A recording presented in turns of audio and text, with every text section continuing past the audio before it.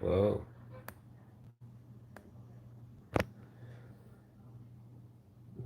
All right, let's roll.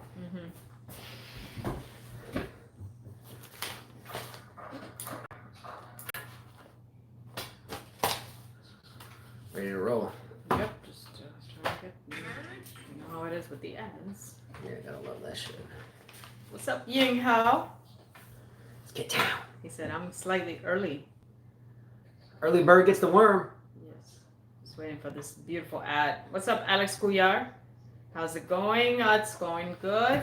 We had a good lesson, and we're starting to dump stuff out of the house. Throw stuff out. Clear out the house. Yeah, a big dumpster will show up at our house next Thursday, and we'll begin chunking everything off the balcony. Yeah. In essence. Might be fun. I don't know about that. Sometimes throwing stuff out and starting all over is a good thing. A new beginning. Yeah. All right, hello and welcome back to another 5K tennis discussion. Today is Thursday, October the 1st, 2020. Man, that's interesting to say. It's already October of 2020. This year has been an incredible year. I mean... For us, it started October 21st last year, and yeah. It hasn't stopped.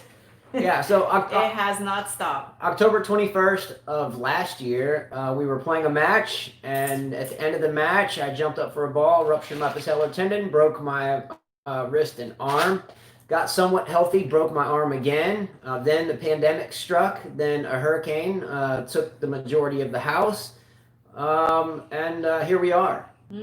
Hasn't ended yet. Has not ended. So maybe October 21st, I will win the lottery. Maybe. That's funny. I'm going to go play the lottery on that day. On that day, I'm going to play the lottery. Says the two most unlucky people on the planet. No, I'm serious. I got to find out who lives in, maybe we'll drive to Mississippi because you can buy lottery tickets there. Or Florida. Mississippi's closer. Man, about equal. Well, yeah, you're right. It's closer, yeah. You're right. All right, so we're going to finish up the second round of the French Open and a few topics. I think I have about 4 topics written in. If the internet cuts out, in other words, if you're watching this and all of a sudden we lag and it just cuts off, give us a minute. We'll restart a new video. So I'll apologize for that in advance. If it happens often. So we've gotten over the frustration of when that occurs. Any questions or topics that you want to discuss, please put them in comments. Carla will read them and we'll discuss them. If there is someone else that likes to troll videos and say, please move on, then just do us a favor. We'll happily do that, but give us a topic to talk about, and we'll happily discuss that. All right, so topic number 1. Here we go. You ready? Mm-hmm. Topic number 1 has to do with the British player Evans. So Daniel Evans is a player that I like a lot, and I'm going to say that right out of the bag. Why do I like Evans a lot? Because he's been through a lot. He's been through some of the exact same things that I went through in my tennis playing career. The same type of things that led other people that we played tennis with for a lot of years to completely pretend they had no idea that we existed. That guy didn't have a part of what we were doing here. He was an oddball. He never fit in anyway, even though the same people that say things like that were exactly the same people that practiced hours together, broke bread together, and lived together. So I know how Daniel Evans feels. Believe me, my version was way worse. I don't think he spent a lot of time away like I did, but nonetheless, I get him. So he was playing with her catch. He was playing a doubles match with her catch against Marcelo Demoliner, and Matthew Middlecoop. All right, so the topic is this: when bad sportsmanship is tough to avoid, and in my opinion, when it is acceptable. You all know that I hate racket smashers. I hate people that act like little whiny girls, like most of the American players today. I hate people that. Hate, that's such a strong word. I hate people that go around blaming other people for their mistakes. I hate people that will call someone else a liar, a thief, or a cheat. I absolutely hate it. Why do I hate it so much? Is because I spent a large majority of my 20s in places or incarcerated in places where everyone else blamed everything else. Hate racket smashers, but not Djokovic. That's what Lars said. I still hate racket smashers. So yes, I do hate it when Djokovic smashes a racket. Yes. I think it's preposterous. I think it's stupid and very childish. Yes. I don't hate him as a person, but I do hate it when he smashes a racket, especially because he's worth 100 million, 200 million, 300 million. I think you could donate that racket to charity. I won't get into that, but yes, I hate it when Djokovic acts like a 3-year-old kid and breaks rackets. I do. There's no excuse for it. But furthermore, when someone calls me or has the balls to call me a liar, a steal, someone that stole something, or cheat, Carla, what happens? Yeah, it's a bad day. It's a bad day for everyone involved. Well, it says here the doubles team said Evan was when they were hitting during the rally, one of the balls hit him, and then Evan said, "Dude, it didn't hit me," or whatever, Right. and they exchanged words. Evan went towards the opponent. The umpire had to get in the middle because he looks like he can kick somebody's ass. I couldn't find any videos. If you're in Europe, you have that video, but in the United States, they won't let us see that video until tomorrow. I mean, they still won the match. The moral of the story here is if you're going to tell a dude, a man at that, I don't know how you females work. I think you might be more passive on it. But if you get up in my grill and you call me one of three things, you call me a liar, a thief, or someone that cheated, and it's an absolute lie, which if it's for me, it will be, we are going to have a rough couple of minutes or however long it lasts. We are going to get dirty. Someone's going to go to jail and someone's going to get freaking hurt. I don't blame Evans for this. Evans has been called a drug addict. You have no reason to play tennis. You're a thug and all this, and he got through it. I got through the same thing. We live and we learn. We are broken down to the bottom of the barrel. I don't know what he lost. I lost freedom. I lost everything I had. Lost everything. Everything. Wasn't he doing cocaine or something like that? It doesn't matter. No, I'm just saying. He didn't lose his freedom, Justin. He made a bad choice. He made a bad and he had to pay the price for it, which he did. Which does not give anyone the right to justify someone is a liar, a thief, or a cheat. And if that's what you want to do, watch out. And that's exactly where Daniel Evans went. I don't blame him for that. Generally, I just think it hit a nerve. It absolutely hit a nerve. It hit a nerve. It hit a nerve. It hit a nerve. Like when you're not lying. Most of us get upset if some people say, well, if you really tell them the truth, you wouldn't get mad. Actually, I think it's the opposite. But yeah, it's the opposite. Exactly. So what I'm getting at here is when I lost everything, 4 years of my life. Now I was a 19-year-old. What's up, Lucifer? I was a 19-year-old, got my freedom back at 24, and for 4 or 5 years, none of the people involved with me even acknowledged my existence. And then coming out, rebuilt my life, graduated from college, and met Carla, 5 beautiful children, and now they want to come back in my life? What the fuck ever. Get lost. You lost me in, get the hell out now. And for anyone that calls a man that's lost everything, rock bottom of the damn barrel, and you call him a liar, a thief, or a cheat in that person's face, watch out. So I don't blame Evans here one bit. Go Evans. I'm glad they won the match. But you don't call someone one of those three things, especially if they've heard it for a large portion of their life and they grew from it. You gotta chill. I hate that. Go Evans. Let's go, Evans. Let's go. You need to relax. Get pissed off even talking about it. It's funny watching you. You look like the little, you know that movie, Chicken Little? When you get mad? It's cool. Take it. I don't blame him. Let's go, Evans. Let's go. Gene says, so is Sharapova a cheat then? Yeah, she's a cheat. She took Ledonium. Whether she wants to acknowledge it or not. She did acknowledge it. Okay, then she's a cheat. But I mean, it was allowed. Yeah. It's like if one a bodybuilder, right? Let's say you say, hey, steroids is allowed. They're not a cheat until it's. But that's not someone calling someone a cheater. That's a fact. Someone is insinuating he is lying because they think something happened or didn't happen.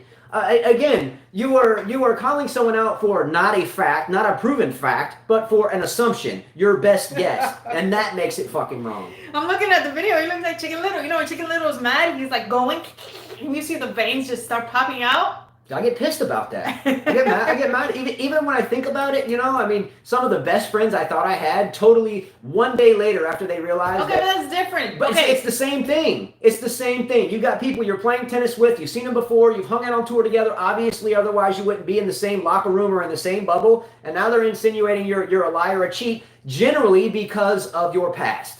You could smell the mildew, by the way. Yeah, you can smell it pretty rough in here. Yeah, it is pretty bad. Anyway, moving forward. So Wayne M. Chia says, what time is with the show be? It's on right now. And I just mentioned you. Anyway, again, do you think that Evans would have been insinuated as such if it wasn't very available knowledge of his past? I don't think so. Well, I think just don't. I mean, the guy said it didn't hit him, right? There's no. That's I would it. love to see the replay. So what did the umpire say? Nothing? Okay, that's what the umpire's there for. If you call me a cheat, then I'm going to be in your face and I'm going to roll you up in the damn dirt. You need to be talking to the umpire. But if you look at me and call me one of those three things, I don't give a shit who you are. If you're a 300-pound dude that'll beat me down, I'm still going to come at you. These guys are like, I love Chicken Little. Chicken Little is a good, funny movie. That's good. I do. I have him tattooed on my arm because of that. The sky is falling. I got it on my arm. Is it on this one? See, there's Chicken Little right there. See? Told you. All right. They still won the matchup. Go Evans. Let's go. Yeah. All right. Topic number 2. This is brief.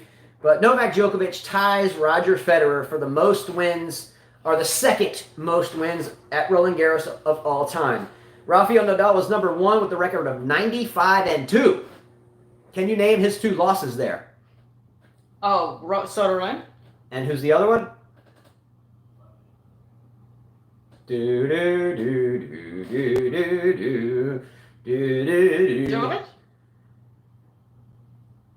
I was going to say that, but I don't think that's correct. Who was Nadal's second loss to? We know Soderling. I think Djokovic beat him. Was Djokovic the other one? I don't know. Who was Nadal's 95-2? Who was the second At loss? the French Open, not at the Clay tournament. At the French. So Rafael Nadal was number 1 of all. It was Djokovic, 2015. Okay, that's what I thought. So Rafael Nadal has the most wins at the French Open of all time at 95. Isn't that when Rafa was hurt in 2015? Yeah. Coming off injury, a little sluggish. Yeah. So 95-2 with losses to Djokovic and Soderling. In second place now, tied, is Roger Federer and Djokovic with 70 wins. Federer's record is 70-17. Djokovic is 70-14. Third place is Guillermo Vilas, lovely player, with a record of 58-17. And in fourth place, which would be fifth, there's 2 tied for second, is Ivan Lendl at 53-12. Mm-hmm. Great record. I'm assuming that Federer will end up in third place after the next round. Yeah. And that would be against Galan. Is that correct? All right, guys. So, I keep telling you guys, and I'm going to get on all of you guys, because there's 28 people watching, and there's only 9 likes. How hard is it for you guys just to hit a like? Is that hard? Oddly enough, we do shows, our subscribers go down. I'm like, let's go. Is it that hard to do, just hit like?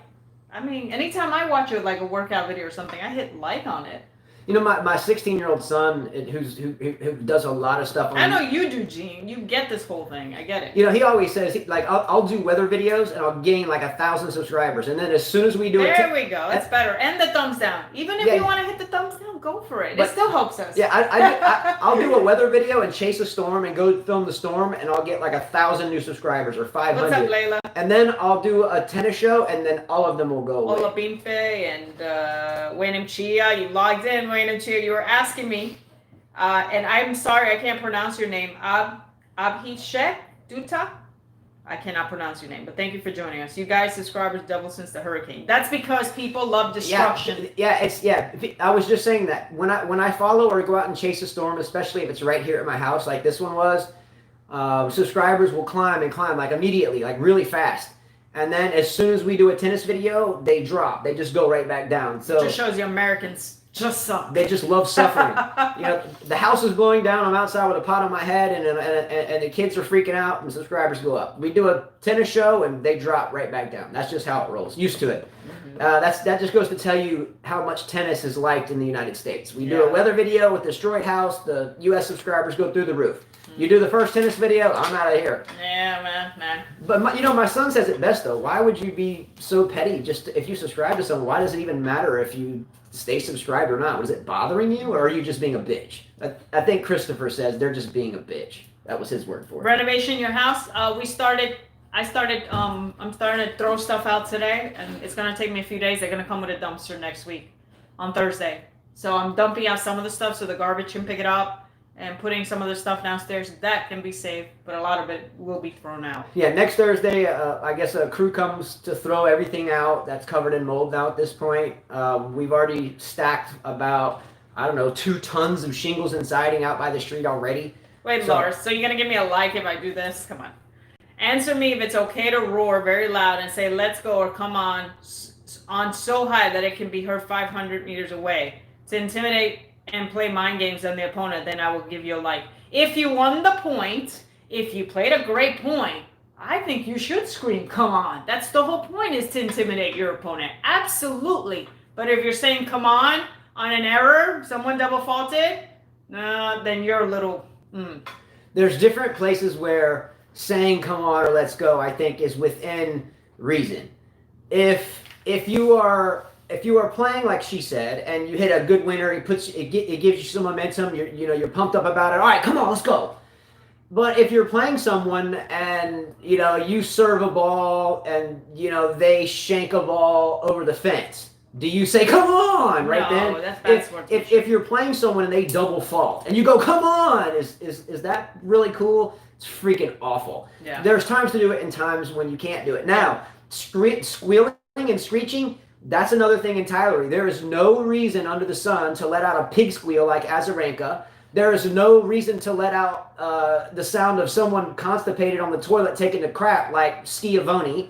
There's no need for it. If you got to hit the ball and go, I've mentioned this before, that maybe sometimes some of these players that have a wicked, nasty grunt, maybe they should have a grunt off, instead of going to a tiebreaker, right? Mm-hmm. Say, okay, Azarenka, you won the first set. Okay, Sharapova, you won the second set. Forget about the tiebreaker. Let's just come to the net. Let's have a damn squeal off. Break out the squeal meter and squeal away.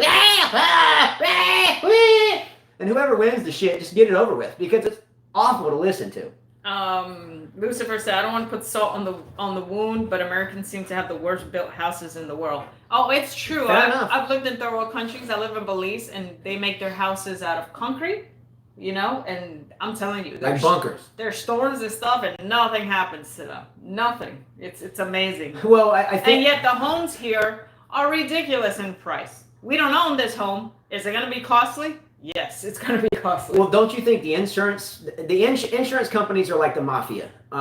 You have insurance and then something happens, and they come in and they pay, but your insurance premium goes up. And you're like, well, why is my premium going up? Well, if you want us to get your back still, you'll pay it. Okay, well, I got to pay it. Then something else comes and messes your house up or your car up, and then they don't pay as much, but your premium still goes up. So they trap you. And then furthermore, the insurance here in the United States, including medical insurance as well as any type of insurance, is a freaking scam. I've read a lot of our friends, like some people have been complaining they have like the best insurance and they're still paying like $5,000 out of pocket or $8,000 for surgeries, and that's crazy. And health insurance. And yeah, that's crazy. That's just crazy to me. Yeah, so exactly. There's someone that we know that had a surgery recently, and they have supposedly the very best of the medical insurance. It's called Blue Cross Blue Shield, but whatever, you don't know that internationally probably. So they get a bill for like $40,000, $40,000, and their insurance paid $8,000. So they had a $48,000 surgery that they were assuming they would just pay a small deductible, but instead the insurance company paid only $8,000. They were responsible for $40,000, and their premium every month for the health insurance was like $850 for one person. Now go figure that out. $850 a month times 12, do the math. And then, so you paid as much as they're paying, and that's it, and everything else is coming out of your pocket. So those of you who live in overseas and said the American dream, it's a farce. It's a farce. Maybe in the 80s, the American dream, 90s, that American dream is going away. You better be very successful, very educated, to do well in life. Yeah, your American dream. And that's why I told my sons. That's why we're tough on them. And I tell them military is the best way to go. Yeah, and like our oldest son Jonathan's at the Air Force Academy in Colorado. As long as he gets through there, and I know he will, he'll do very well. Then he'll be very successful. But if that is not your plan, I'm not paying for renovations. Our stuff got damaged, Lucifer. I'm not paying for the renovations. I didn't have rental insurance, otherwise they would have paid me. Yeah, no, for my stuff. The homeowner has homeowner's insurance, and his homeowner's insurance is repairing the house. Everything we lost it. That's it. It's a wrap. But we'll gain those things back. But anyway, I forgot what I was talking about. Let's move into topic number 4, though. Ostapenko. We'll get to those matches. Yeah. I read where many players are complaining that the U.S. Open held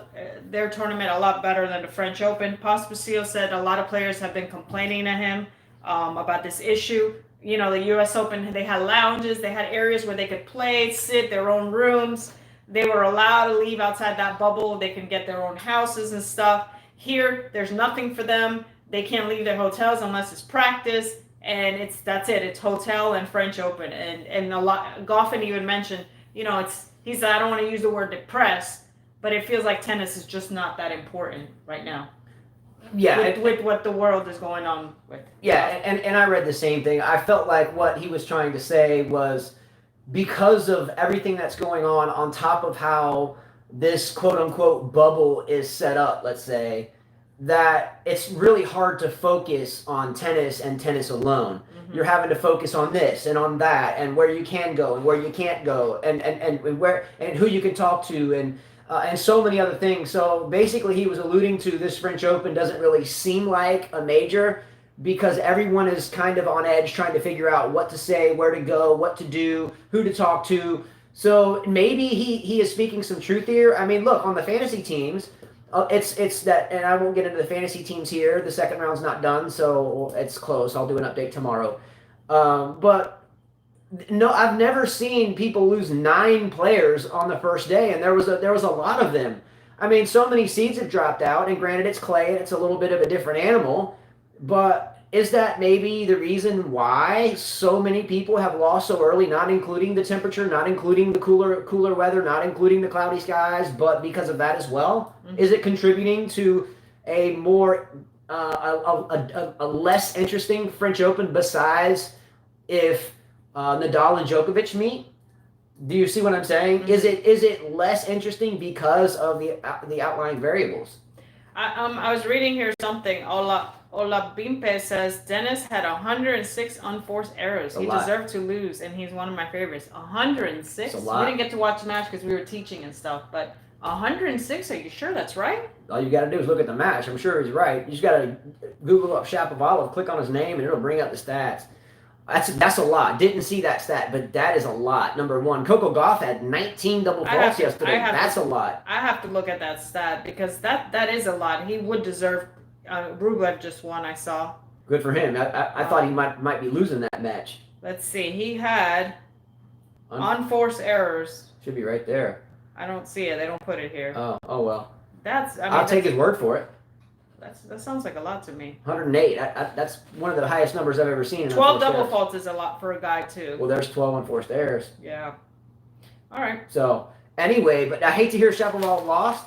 But again, what we were just talking about, there's so many things the players are talking about that make it really hard to focus just on the court and just on their game. So whether it's true or not, I don't know, but more than one player has voiced this at this point about this French Open or Roland Garros. So let me see here. This guy says, fun fact, Pospisil has won only one match on clay ever. But yet everybody runs to him. Why? Alex says, you'll do fantasies only for majors. Well, we used to do them for the 1000s too, but this year, everything changed. So hopefully for the new year, things will go back to normal.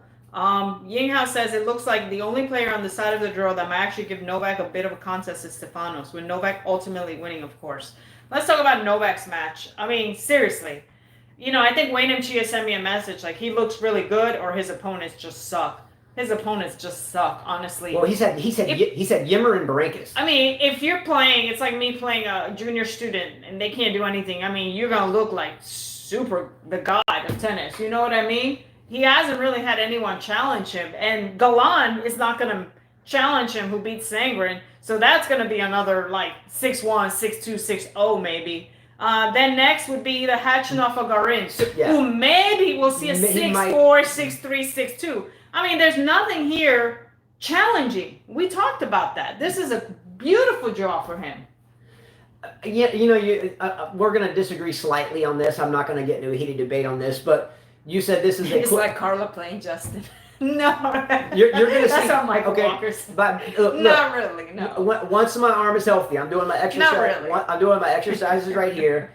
However, Carla played today. In my opinion, our best junior student. That's female. She is doing really well, and she played a close match with her. I go ahead and tell you what. Once I get healthy, if she played like she played today, I'll go right through her when I'm healthy, and you'll know that. You couldn't even get your serve in. I would destroy. I'd light that shit up like a Christmas tree.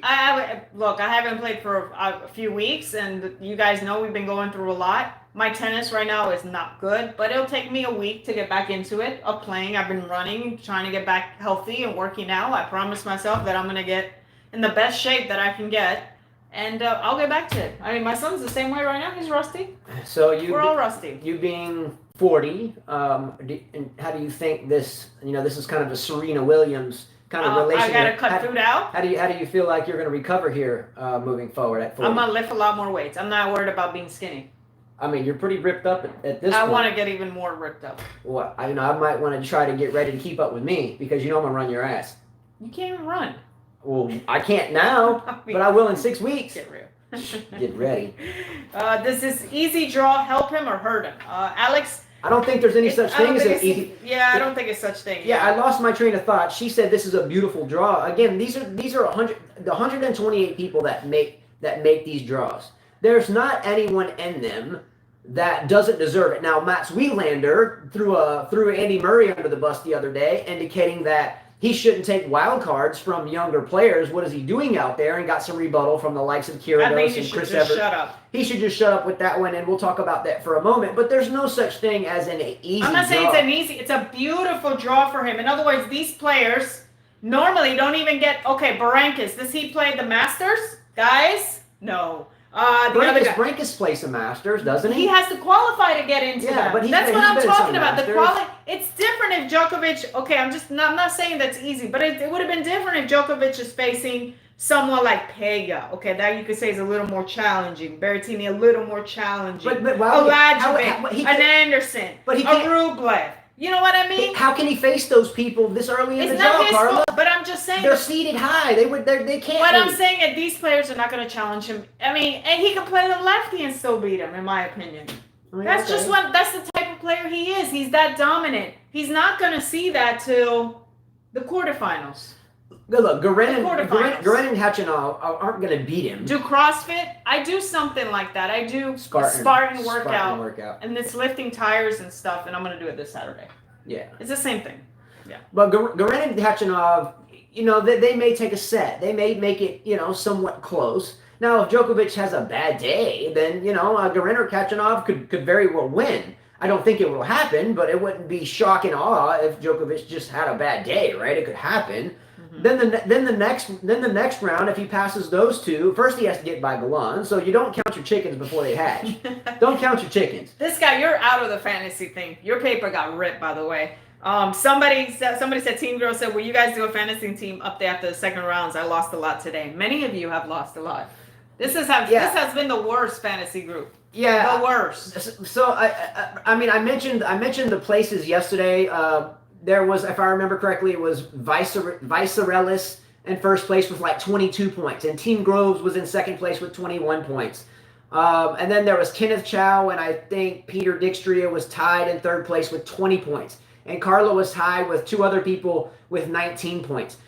Everyone else outside of that, I'll read it to you. This is after round one. Carla had 19. JMP 1966 had 16. Siraj Parmakar had 12 and lost 8 people. What's up, Philip? How are you? I have Philip and I used to play tennis as a junior, and he's on there right now. He's a doctor, by the way. Brain surgeon, neurologist. Yeah. So check out this guy. You should check out his page. Yeah. He's got some pretty cool stuff. So, and Viruselis, just to tell you, he has 22 points and has only lost 2 people. 2 people. So if you've lost 6 or 7 people and you look at his draw on the comments, look at his team on the comments of the first video, he has most every player that everyone else has left, and then a whole bunch more. Nikola Kostic has 14 points. And again, this is only after round 1. Curling tennis had 19 up there. Stefanizovic, the reigning champion, had 17. Wildlife 1 had 14. Ronnie 147 has 15. Matt Cain has 14 and has lost 1, 2, 3, 4, 5, 6, 7 people. And then the first round. Looney Vids has 18 points but lost 1, 2, 3, 4, 5, 6 people. Gene Swart only has 13 points. I really should tear that page out. Because he has 1, 2, 3. Tear it. He lost 5 women, 6 women. So he had Gergis, but she lost today. So he's lost 7 women. So he only has Putin-Seva. That's it. He only has Putin-Seva left on his women team entirely. Dushan, check your Excel sheet that you sent me. I sent you an email back. There were some errors on some of the stuff. Some of the names players were not right. So check that out. But we'll still follow it. Yeah, and shout out to Dushan. Dushan has been helping us. Actually, he's been doing a lot of it. He created an Excel sheet, something that Carla and I always discuss. How do we make this computer friendly, so we can just plug in names and it'll keep the score for us. He has been doing that. I really want to pay him for that. We did check that though, and some of the players had the wrong players. Like, a couple of them were wrong. So, there was a couple errors there. So I just continue to keep score, but we'll figure it out. So Philip says Bautista Agut could take Djokovic out. Do you guys agree with that? Do you think he can? I thought that clay wasn't his best surface. I mean, he's still doing good. He faces Carreno Busta, who's got a good chance. Carreno Busta is not very strong on clay either. So, I mean, I don't know that anyone's really going to challenge Djokovic except Nadal or, who's on his side? Maybe Tsitsipas. That's about it. Struve lost to Altamir today. I thought Struve could go very far. So did I. I was shocked to see that. That's tough. One. Don't forget about your boy Fusovic in there. Fusovic, Iron Man. Well, love this guy. What about Dimitrov that's sneaking through? Are we laughing at that? Is this still just, it's Dimitrov, whatever. He gets to the third and the fourth round every now and then, but eventually he will lose. So Mitrovic wants to know who has 7 women still left on their draw. Mitrovic, I read your message and you said you hit it, but just because of Justin, you don't like me, man? Hit what? Okay. Viruselis has 7 women left on his team as of the first round. Now, some of these may have lost. He has Halep, Muguruza. He had Azarenka, but she lost, so he has 2. Kenin, Ostapenko, Kanepi. I don't know if she lost today or what. Kanepi, Pavlyuchenkova. She's out. She's out. Who did? Pavlyuchenkova's out. Okay, so he's lost 2 women then now. Yeah. As of yesterday, it was 1. And Cornet. Did Cornet lose today? Yeah. Okay, so he now has 3 women out. Yeah. Okay. A lot of women went out today. So, but again, I'm the only 2 people. I've only pulled out 1. I pulled out myself because I know I've done this and done all the numbers on it for 2 years.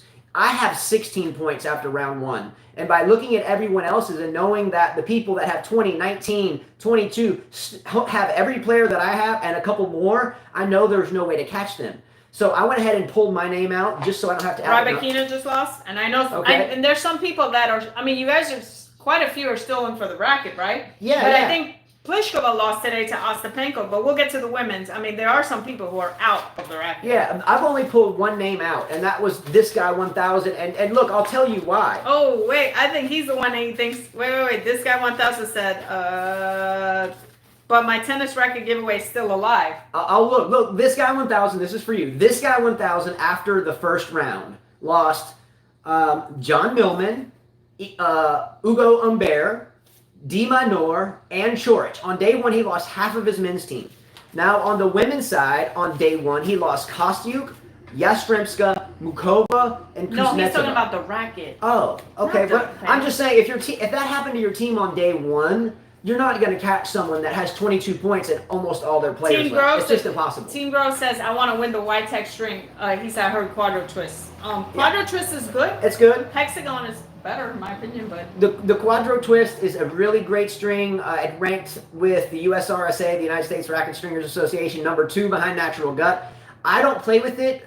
It's because it's so lively for me. I tend to hit big and have a big serve. And when I serve with it, unless I tighten the tension up a lot, it flies on me. It flies long. If Carla plays with it, she has a really snappy, compact stroke. So she tends to snap it long. But if you're looking for extra power and need the extra spin, wonderful string. We play with the Hexagon X. I don't need a lot of extra power, and it gives you plenty of it. It gives you plenty of spin, but I'm not searching for it, so I don't need the extra because I tend to hit more erratically. But wonderful string, ranked number 2 by the USRA behind Natural Gut. Gene, I think you're still in for the racket. I'm not sure, so.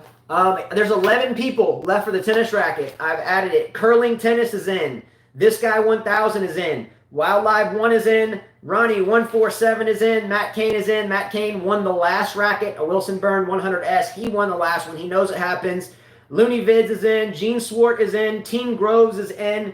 Kenneth Chow is in. George Thomas is in. And Peter Dijkstra is in. Well, Rybakina just lost. Okay, Peter Dijkstra is now out. Yeah. So that would leave 10. There you go. But you're in. There was Hitchhiker. Was it you? Federer will win 21. I believe so. I really believe in my heart that he will win. Who said that? Hitchhiker. He's a big Federer fan. We've known that for a couple of years now. I believe that he will win one more. I really think that he has a better opportunity than Serena. I really think. Does he want to make a fun bet on that? I won't go money there. Oh my God! But let's do a fun bet. Let's do a fun bet. if Roger Federer wins 21, again, I've got his initials tattooed on my back. So You should have him removed, really. I should change it into like Roland Flowers or something. Mm-hmm. But anyway, Well, let's go. We can do a fun bet. I'll do something live as we do a show, something foolish, whatever, and then vice versa. You can send a picture or something. We can figure it out. I'll take a fun bet on that action. Charka, just look at Spartan workout. Carla could literally kill me with her bare hands. There you go. I don't know, but the guy that does it, he says, wow, like I lift the biggest tires. I could lift the biggest one. So he's like, you have strong legs, but my arms are weak. I can't pull myself up on that rope.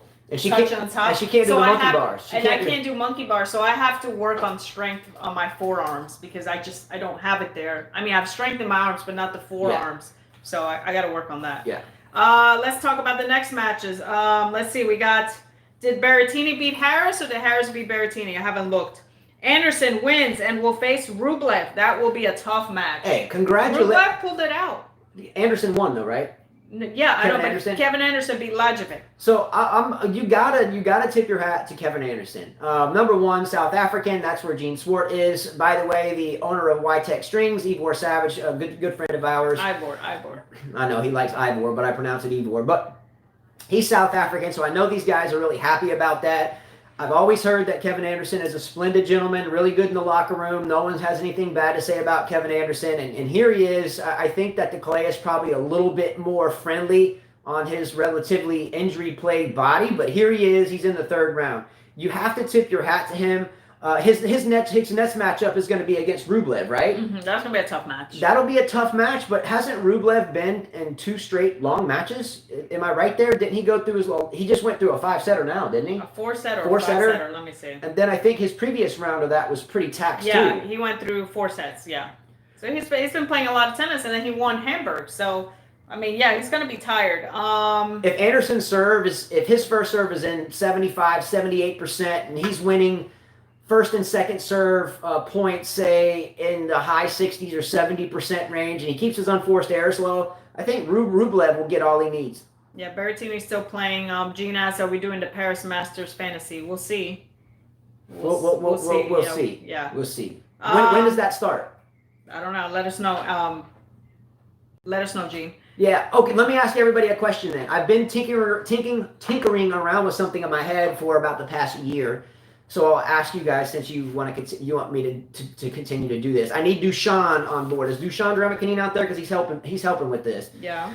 I want to throw in a 9th player for the men's team and a 9th player for the women's team, but I don't know how to do it. So currently you have a maximum of 4 seeded in the top 20 in the tournament, and then the other 4 have to be seeded or outside of the top 20. So I want to add a 9th player, such as maybe someone that is ranked outside 100 in the world, or someone that is a qualifier. Or how can I add a 9th player that's a 3-point player? So like a bonus player. You know, your 1 through 20s are worth 1 point. Your 20 and beyond or 21 and beyond are worth 2 points. Hence why a lot of people go heavy on those. But I wanted to add 1 bonus player that was worth 3 points per win. What would be the best way to add that? Qualifier? But what about the Masters tournaments? Do people outside 100 in the world play the Masters? Isn't Alex said let it be a qualifier. Is a qualifier and so Masters qualifiers and for the majors? Are they doing qualifiers now at the Masters because of the pandemic and everything? You know, they didn't have qualifiers at the U.S. Open. They did at the French. Do you know? I don't know. Why are you looking at me? I don't know. I'm just asking. Are they going to do the qualifiers? And then that's the how Paris Masters starts on November 2nd. And are they having qualies? Yeah. I don't know. Someone can find that out. All right, next match. Carballes. No, not Carballes. What am I saying? Oh, it'll be Dimitrov and Carballes. Dimitrov's been, winning his matches quietly. Really hasn't played anybody huge. So, I mean, good for him. Tsitsipas and Badin will face each other. I still think that's a shady section, even though you have Tsitsipas in there, even though Baby Federer or whatever you want to call it is in there. Yeah, they do have qualifying. Qualifying starts October 31st. For the Paris Masters. Mm-hmm. So if we do... And Duchamp said 9th is easy, but where to get the ranking, qualifiers are written on the draw. 9th is easy, but where to get the ranking, qualifiers are written on the draw. Yeah, so, I guess if we use a qualifier, it wouldn't necessarily matter their ranking because they're a qualifier if we add it that way. But we'll chat about that. I know you and Carla have been emailing, but if we do it for the Paris Masters, I would like to add a ninth player. So a total of 18 players and a total of 16. So max 4 seeded 1 through 20. As many as you want seeded beyond that. You can have as many qualifiers as you want, hypothetically. But if I'm going to add a ninth player, you just have to pick one specific qualifier that will earn you 3 points per win. Who was one of the last qualifiers to go really deep in a tournament? Goran Ivanisevic? Didn't he win Wimbledon No, that was a wild card. Laura says, do you know of any way to measure spin on the ball with an app or relatively inexpensive sensor? Why would you want that done? That's a good, people are trying to find out how much spin they're hitting. How many times do you teach a lesson and you're telling the kid you need to hit with more spin. Sometimes you tell. I just taught my daughter or something. I watched some of these coaches, and not American coaches, because I can't learn anything from them. I just hate saying that. But there was this Russian coach, and I was watching him teach his students spin, and he would hold the racket. He would have the girls hold the racket instead of teaching them spin here, put it at the net and go up here, and he would say drop around. This is so heavy. And you watch them and they're creating the spin. So I had my daughter do that, and then when she started doing her whole stroke, I said, I don't want the racket back here. I want it here, and then from here we're gonna go forward. And you could see how much spin that ball was getting and how deep. And I've been doing it myself just to see, and I've been hitting the balls with a lot of spin, and it kicks up. When we were children, very young, and you could see it in the basket on that picture there when I was hitting with my first coach, and I was 2 there, but I'm not going to turn the camera around. But what my dad would do is we would have thousands of balls, trash cans full of them, big trash cans, so heavy we had to put them on skateboards just to wheel them out to the court. But we would color half of the ball with like a marker or something. So you could see some of these bullshit 10 and under tennis balls that they force kids to use to make them try to hit a ball so they can sell more tournament tickets, water down more tennis in the U.S. If anybody's seen this 10 and under tennis thing, maybe you have it in Europe, maybe you have it in Serbia, whatever, and maybe you like it. But I as a coach, I think it's preposterous. I have my 4-year-old son hitting with yellow balls from the baseline, and he's 4. I haven't started any one of my own children or any student that I've taught from very young up until now or whatever with a foamy ball. But if you get a regular tennis ball, and you can find some regular pressurized tennis balls that are multicolored, not the kids ones, because you're not learning anything except the pressureless ball is just helping you. But what happens when you have to switch to the regular ball? You're just back to square one. But get a regular tennis ball and color half of it. Like half, how the felt on the tennis ball goes together kind of like this, and the 2 felts go together. Color one of those, and you can watch your spin come off the racket. So you can watch the ball spin. So if it's just visual, but if you want some actual meter that measures that, I know they do because they put the stats on television, right? Mm-hmm. But I don't know the name of that or how to get it. I don't. Philip, you said Djokovic can win 30 Grand Slams and people still won't like him more than Federer and Nadal. We've had many shows about this. Yeah, why they don't like Djokovic and stuff. Can he win 30? I don't know. 30? Yeah, if you haven't 30, can you win? He can win 30 Grand Slams. That's a big number. I think he'll win maybe a couple more. 30? Yeah, 30. I think he meant it as a figure of speech. He could pass Federer. Definitely, he could pass Federer. The U.S. Open, he got stopped. Definitely got stopped there. I think that was his slam for sure. Yeah, he should have won that slam. I've had many juniors tell me that had to be the most boring finals I have ever seen in my life. And for a junior to say that says a lot. And especially for a junior that doesn't even really follow the game too terribly much, except for the big matches. And so, a big statement. But whoever said that about Djokovic could win 30 majors and he would still be disliked, we agree with you. We did and we did an entire show, one of our most popular ones actually. Mm-hmm. But the title of it is "Why is Novak Djokovic Disliked?" And the thumbnail on it. It shows a picture of Djokovic in a blue shirt and one on the other side in a red shirt, and then it shows countries that are considered westernized in blue and countries that are considered non-westernized in red. And the percentage of those that don't care for Novak Djokovic, the large percentage are usually in the Western countries. And we break that down, and that show was done with a lot of help from people right in Serbia, and that's when Carla started to study and research Djokovic more so, and then realized that, he's a good guy, and the media is swayed about him. By the way, did you see him get on that Federer fan? Oh, yes. Oh, man, he looked just like Evans. He was so mad. He looked like he was ready to kick somebody's ass. I was like, holy crap. I was like, Novak, this little string bean right here is ready to kick some ass. I wouldn't call him a string bean. Novak, Well, he's very small. You know, he's got the perfect figure for tennis. I think he's like me, 6'1". I think it's the perfect figure for tennis. You want to be flexible. You don't want to be too muscular. You know, he's got the perfect build. Him and Federer, but he's a bit stronger than Federer. Oh yeah, definitely. He's a bit stronger. Definitely. I mean, I've seen him. You know, he likes to wear those Speedos, and he's very lean and muscular. You know, Nadal is a lot more muscular. You know, I got more of his build, but. You know, he looked like he was ready to beat some butt down. I mean, the depth's there. I was like, wow. Yeah, very well said. Now, Roger, someone I've been around a couple of times, and really elegant person. His left arm is worrisome skinny. If you look at his left arm, now all of us tennis players, again, I broke my arm, so I don't have the muscle mass back on my forearm yet. I broke the arm here, both bones. I didn't mean skinny. I'm sorry. He's lean. I meant he's lean. Like you wouldn't think this lean guy, you know, like kind of Justin would come at you like that. I mean, he was scary looking. Us lean dudes will come at you. Yeah. But if you look at Roger Federer's body and in comparison to say Djokovic has a perfect tennis body. He has a very pronounced chest. He's equal on both sides. His right side, a lot of tennis players, I'm one of those. The right side of my body, chest, pectoral, arm, that is when it's not freshly broken or freshly healed, it's much bigger. If you look at Roger Federer and you see his right chest, his right arm, and then look at his left, his left arm is very skinny, like my left arm tends to be sometimes. So Djokovic has a complete tennis package. Now, Roger has developed legs later on in his career. If you looked at Roger's calf muscles, say 15 years ago, you'd be like, okay, he's kind of like Sabalenka that needs to put some more calf muscles on, right? But if you like Berrettini. Yeah, but if you look at Federer's calves now, they're quite large.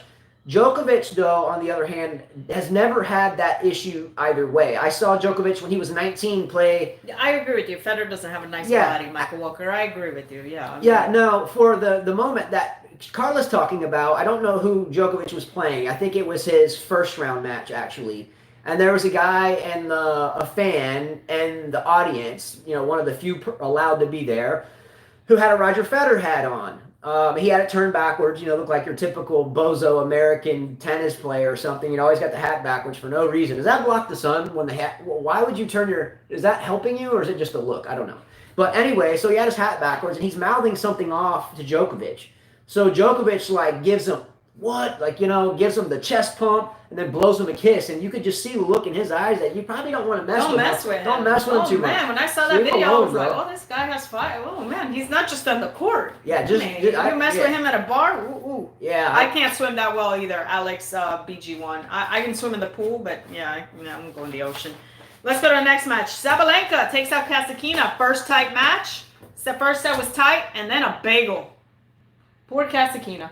You know, Kasatkina plays very much like Carla. Yeah, but don't even compare her anymore. She is not the girl that she used to be. You think you could still beat Kasatkina? I don't think I could beat her. I mean, she's younger than me, but I'm just saying it's mental for her. She was doing so well, and she just can't get back on that track. Maybe she should talk to Ostapenko, who beat Pliskova. Yeah, if you took Kasatkina and put Carla's body or painted her skin darker and gave her dark hair, and you watched them play from afar, they play identically. They play very similar. Jabeur will be a very good match with Sabalenka. Mm-hmm. Jabeur has really made a name for herself in the past year and a half or so, and made a name surely in her wonderful continent of Africa, one of very few, if the first, Muslim woman to be playing on this type of stage in all of sport. Correct me if I'm wrong there. I don't think that I'm not going to get into something I don't know about. I don't know anything about any type of what cultures allow certain sexes to play. I know she's not done, but there's obviously a mental block there. And Ostapenko was going through the same thing. She won her French Open, and now all of a sudden she's losing a lot of matches she shouldn't be losing. Maybe this is a turnaround for Ostapenko. Maybe so. Maybe she beat Pliskova. I always said, Mummy. She's Mummy number 2. She's like a zombie. Who was zombie number 2? Who is? Pliskova. It's like there's no emotion there. Like I would like for her to say, come on, like one time, but it's just like, it's like you don't see anything. Someone mentioned you only see her hold up when she's holding up a trophy, maybe a smile. That's about it. I like Pliskova. I wonder what her man thinks. Hey baby, I love you. Yeah, I like Pliskova a lot. There's nothing wrong with being calm on the court. Olympic said, who looks more of a zombie between the twins? Who? Her sister, Christina? I think that Carolina probably does it more. I like them. I do. I'm serious. Yeah. They got the dark circle eyes. They're very slim, and tall, and there's no emotion. Even when they walk, it's like. I'm staying mute because I like her. I think she's a beautiful girl. That's me. Oh. I'm sorry. There's no emotion. I bet when she got married, they're giving her the ring. She just no emotion. I bet you put her on a roller coaster or something. She'll have some fun. Oh my God. Anyways, Rabakina does the same thing. Yeah, that's right. Yeah, this guy was the one that mentioned that comment. I remember he left a comment about that. Out of all the players, Team Groves asked, out of all the players, Justin picks Pliskova. He went like this. No, it's not about her game. I find something very attractive in a way about Pliskova. I don't know what it is. Maybe it's because she's tall and she's lean. And maybe it's because that she doesn't act like an idiot and she doesn't grunt like a squealing pig. I just think she has an overall good package. Look at the zombie. Oh, nice. I think she has an overall nice package. There's just something about Pliskova I've always cared for. She's always hung in there. She's always done her best, and she's never really stunk it up. Now, she did swat an umpire's chair one time. Wasn't that her that cranked a racket against an umpire's chair like twice? Yeah, there she. Oh, you're right. She showed emotion there. Yeah. So she blistered an umpire chair. Did she get kicked out for that? No, she didn't. The match was done. Yeah, you would think that she could have. She was hitting the umpire's chair. That was aggressive. Yeah, I remember that. So she showed her emotion at the wrong time. She should have done that during the match. It's kind of like picking on the quiet guy, and then eventually the quiet guy shoots you or something. So Philip, I like your comment. Pliskova is a weak top 5 player. Yes, in my opinion, she is. And here, Alex asks, will Pliskova win a major? I've always said it. She will not. She had her chance at the U.S. Open, and she did not do it. I don't ever see this girl winning a Grand Slam. She needs to get that fire in her. I mean, she had who was it? Conchita Martinez as her coach. She had Renee Stubbs, and they couldn't help her. I mean, you need to show those emotions. For her, I would say smash the damn racket. I would. Why? Because she needs to get it out of her. There's a lot inside of her that she keeps. That's why she's like, No, there's a lot of she needs to get it out. There's a lot of players out there that travel with mental strategists, sports psychologists. You know what right? she needs? A punching bag, and she needs to punch it and kick it and punch it and get those emotions out. I think she does win a major. I think her best chances are at the U.S. Open and the Australian. I think she does win one. Michael, you're terrible. He says Pliskova is built like a man. Austin Power Boys. Okay. I like those strong ones, right? Pliskova's game, I think, is based on Ivan Lendl, no emotion on the court. The difference is that Ivan Lendl was scary. He was scary. Yeah. Like, he was not no emotion. He would just mess you up. Yeah. That's the difference. All right. Who wins between Sabalenka and Jabeur? Who do you got? I think Jabeur will test Sabalenka. Jabeur has the touch. Sabalenka just hits everything. Mm-hmm. Let's just go for that. Hey, that shot is inside the service box. Let me hit it. Hey, that ball is right there on no man's land. Let me just hit it hard for the hell of it. Hey, that ball just bounced right on the line. Let me just hit it hard. There is no strategy. So you're saying Sabalenka is a one-dimensional player? Yes, she is. So she has one. She has one gear. One gear. Wide open is her one gear. That's it. And Jabeur will make her pay for that. She will give her the ball back and back and back and back and in different ways, in different spins, different angles. Yeah. I think it's Sabalenka's to win if her one gear is if she's hitting her spots, then I think she has a good opportunity to win. I don't have as much faith in Sabalenka as I did, say, last year. I mentioned at one point in time I thought Sabalenka would win a first major before Osaka would win her next one, and I was already proved I already lost that bet. Jabeur's a fine player. I'm going to give the edge to Jabeur because of what you just said. She has a little bit more variety. Absolutely. And I think she has a little bit more to fight for. She's a Tunisian girl. She's from the continent of Africa. I think there's a lot of people, tens of millions of them, that are surely in admiration of her. Obviously, and it makes girls want to play tennis, which Exactly. is a great thing. Georgia is asking me, Carla's sister, tell me, will Nola win Roland Garros? You know I like Novak, but I'm sorry. I love Nadal, and I think it will be tough, though. And in all honesty, I think if Novak makes that final, that Nadal will have one of the toughest Roland Garros ever. It will be his toughest slam to ever win. Let's put it this way. If a ball lady was standing about 6 inches to one direction besides where she sat and the ball missed her throat hack, Djokovic would have won the U.S. Open. I think Nadal needs to go pay somebody or like tell him, hey, just make sure you move over. Like every time like Djokovic, hits a ball, make sure like you move to the ball so I can win this slam. Well, what I'm saying is if the ball lady wouldn't have been right there, I mean literally, if just one, I mean shoulda, coulda, woulda, but Djokovic wins the U.S. Open, he would have had 18. Yeah, I believe so. I believe so. Yes. I really hope that everyone understands that if that didn't happen and he wins the French, he would be tied with Rafael Nadal. I believe so. I mean, that was shitty, honestly. Now, with all of the heat that Novak took for that, the accident that occurred, of a tragic accident, and I'll put it that way, with all of the heat that he took for that, with all of the pressure that was on him because of the Adria Tour, and everybody gave him heat for that, which was unnecessary in my opinion. That was in his country. That's his deal. That's his place. You're going to go into someone else's house and tell them what they can or can't do and you're from the U.S.? It's not your business. Let him do his thing. That's his country. That's his house. Don't worry about what he's doing in his house. I wouldn't worry about what someone said I want to do in my house either, right? Yeah. So what I'm saying is that with all of that and then the disqualification at the U.S. Open, he's hungry. Don't you think he's really hungry? He's hungry, and we said that when we were covering the U.S. Open. We said that Nadal better watch out. He better watch out. Yeah. So I'm not going to put too much into the bag of Nadal's demise because he lost to Schwartzman and Rusty and looked disinterested in Rome. But I'm not going to put too much weight on Nadal beating. Nadal beating two college boys. Nadal's draw has opened up tremendously as well. His draw got just as smooth as Djokovic. Yeah, just as smooth. To be fair. Yeah. Michael Walker said can't be tougher than 2014 at semifinals of Roland Garros. Who did he beat in 2014? Who? Nadal. 2014 semis at the French. I don't remember. Who was it? Let us know. Let's go to the next match. Was it Djokovic? Was it Federer? I don't know. Federer is not. I don't think Federer challenged Nadal in much. 2014? Yeah. I don't even. Yeah. 6-7 years ago? Mm-hmm. I can't call it. Yeah.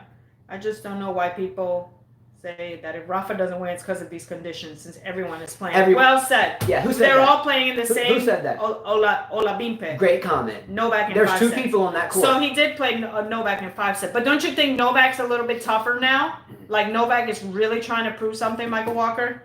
Do you think Wawrinka will be a problem? Let's see how Wawrinka does. Could be a problem. Collins beats the young girl Towson. Good for Collins. I like this girl. I know she's kind of bitchy, but I've always liked. There's something I like about her games, and I always. Because Carla's the same way. Yeah, I like her.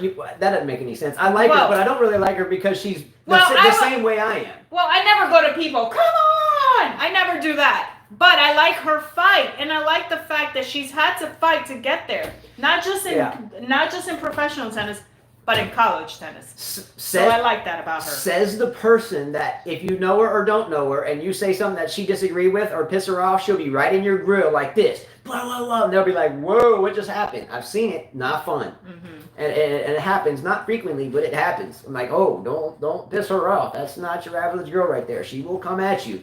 Just be safe with that one. All right, Muguruza. She'll face Collins. We'll face Muguruza. That should be an interesting really match. Good matchup. I think Muguruza should watch out. I picked Muguruza to win this tournament. I picked her to win this tournament, so we'll see. It's more likely, I think, now. Mm-hmm. Again, I had Pliskova making the final. That didn't happen. How can you say that? Carla said, come on, and the crowd would flee. Let me tell you something, George. Everybody that meets me, they know that I'm very... that you're not playing. No, but I'm very quiet. In other words, like I don't say much. Even in matches, you don't hear me grunt. You never hear me say, come on, it's rare.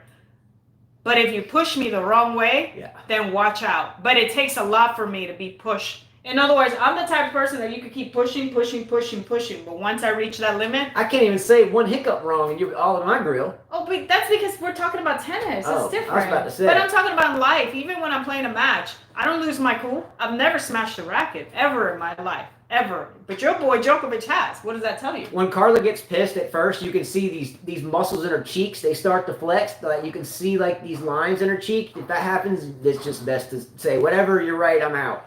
And just bail out the situation. Team Girl said Justin's love for Zombie Girl blinded him in his bracket. True. Do I say vamos?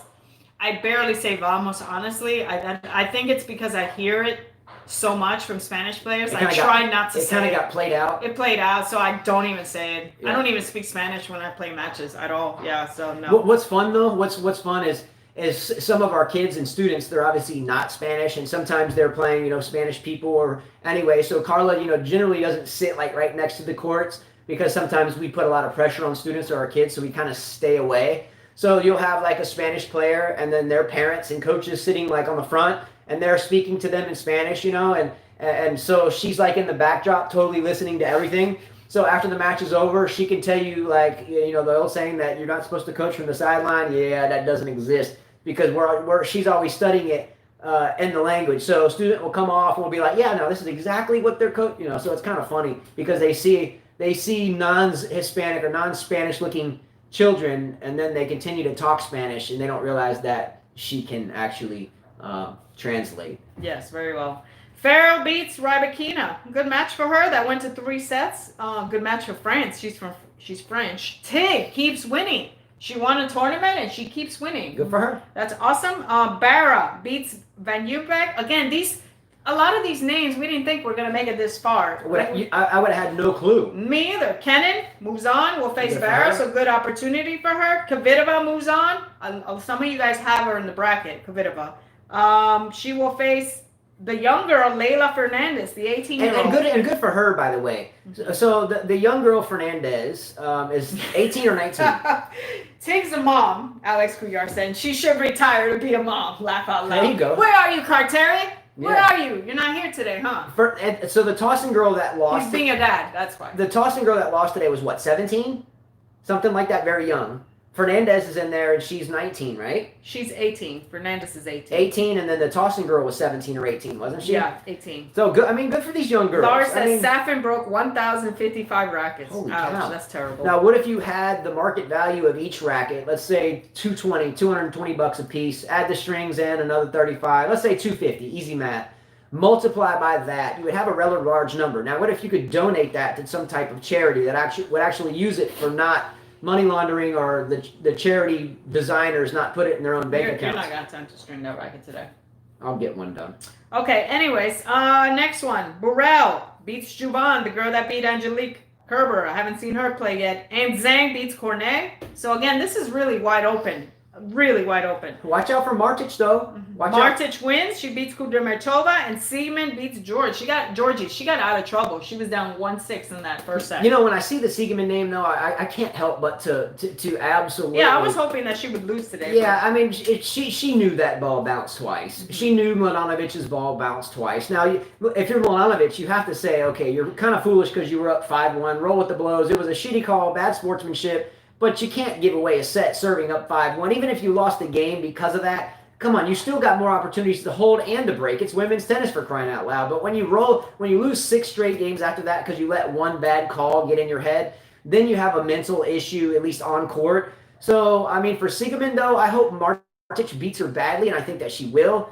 Ostapenko down below playing Badosa. We can't forget that. I can't believe that Steven loses. Here we go again. I was happy for her. I said, all right, Stevens is doing all right. And she loses. She just looked lack of interest in the match. Yeah. But Ostapenko, we can't forget, won this thing in 2017. Came out of nowhere. How old was Ostapenko when she won? 19, like 17, 18? Yeah, it could be. But she came out of nowhere. So she came out of nowhere, kind of like a Coco Gauff, but maybe a year or two older. Played lights out, and then all of a sudden she went on the downturn. But maybe it's time to turn it around. I like, Jackie, what you said here. Rafa says Uncle Tony told him when he was young, don't break rackets. Some people can't even afford to buy rackets. That's why Rafa never broke rackets. Wonderful. I can tell you that's why I never broke a racket. Who said that?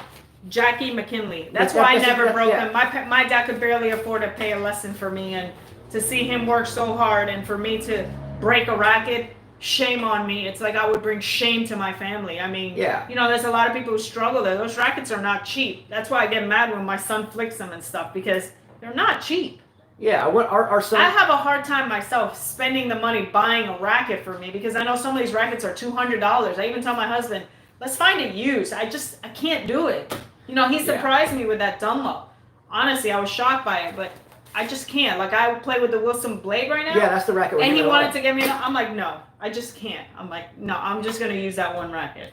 Yeah, I mean, it is what it is, but that's the biggest reason why I don't like racket smashing is that whoever brought up the stat that Murat Safin blasted, you know, over 1,000 rackets, you know, multiply that by $250, and these really expensive stringers that the pros use, you know, probably more like $50 a pop. So you know, you're a $300 setup, times it by 1,000. You know, you're $300,000. You know, and Novak should know that his country, you know, they struggle. You know, those kids that need the rackets that you were playing with on the street, give it to them. Don't smash it. You know? Oh, that's Surf Pro. Go ahead. Anyways, guys, we're gonna end it right here. I'm doing my YouTube show. Give me like 5 minutes. Thanks. We got a visitor. All right. So look.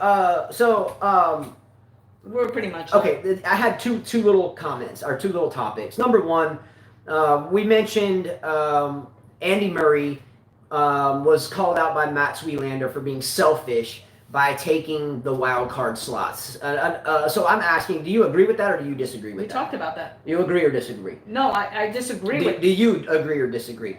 I totally disagree with that. Yeah. He has won multiple majors. If he has it in him. You know, if Serena Williams is still playing and Roger Federer's still playing, he's younger. Just shut up, Matt Swielander, on that one. Yeah. Totally disagree. You know, that's your prerogative. But sometimes the old saying, opinions are like assholes. Everyone has one. That's just an opinion. Shut up. The next topic, the British.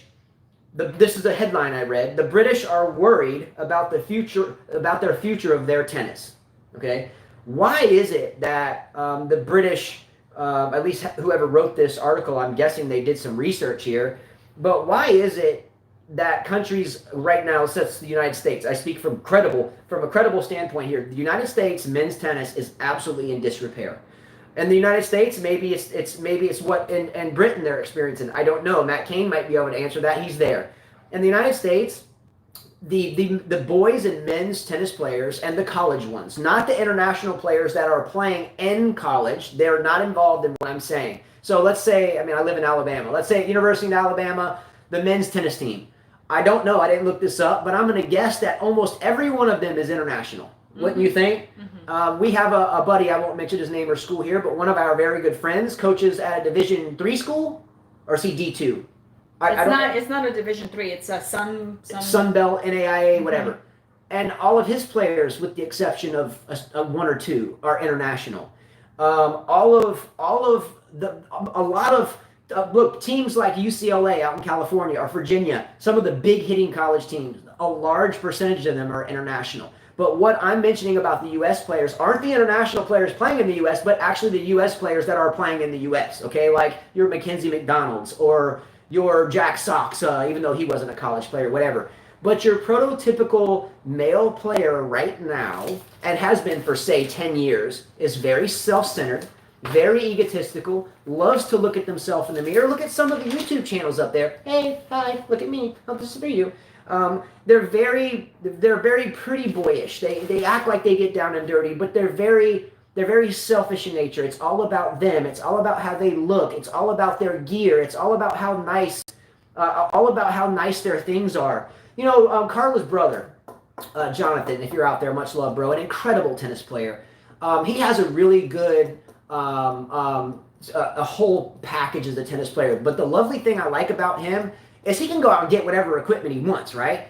He will show up to a match, to a tournament, and a pair of raggedy shoes, a shirt that's, look like it just came out the laundry bin, a pair of old shorts, and play tennis in Adidas high tops, not even tennis shoes. And, he'll walk up to the tournament, and these American college boys will walk out and size him up and be like, they'll be talking, look at this guy. I'm going to destroy this dude. What?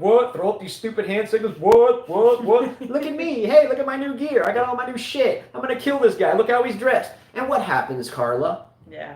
He destroys them like bagel. And they're sent back packing. Now, her brother is what, 39, 38 now? And he's beating college people in their 20s that talk all this shit badly. So all I'm saying is that's what you get in the U.S. is a bunch of pretty boys that may talk the talk, but the they British don't are walk the suffering walk. because grass is also a dying cause.